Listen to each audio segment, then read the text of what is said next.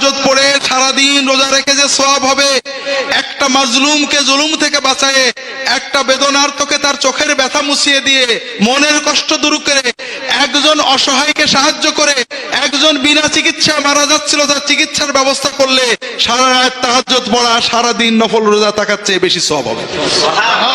যারা রাজা, যারা শাসক, যারা ডিসি, এসপি, এমপি, মন্ত্রী, যারা সমাজের কর্তৃত্বের জায়গায় আছেন, তারা যদি ফরজ ইবাদতগুলো শুধু পালন করেন আর মানুষের ভিতরে ইনসাফ কায়েম করেন, মানুষের কষ্ট দূর করতে সাহায্য করেন, অসহায়ের পাশে থাকেন, তাহলে আমার মতো আপনার মতো হুজুরের জীবনভর 40 বছর জঙ্গলে থেকে তাহাজ্জুদ পড়া, নফল রোজা রাখার চেয়ে 100 কোটি গুণ বেশি বেলায়েত আল্লাহর কাছে পেয়ে যাবেন। কাজেই ভাইরা, এই মিথ্যা গল্পগুলো আমাদের সামনে বুঝিয়েছে যে আল্লাহর ওলি হওয়া বড় কঠিন। কথা বোঝেননি? এখন আমরা আল্লাহর ওলি হওয়ার চিন্তা বাদ দিছি, ওলি চিনে চিনে সালাম দিয়ে দোয়া নেওয়ার চিন্তায় আছি। আল্লাহ এই জন্য বলেন না, আল্লাহ প্রত্যেক মুসলমানকে ওলি হিসেবে পেতে চান।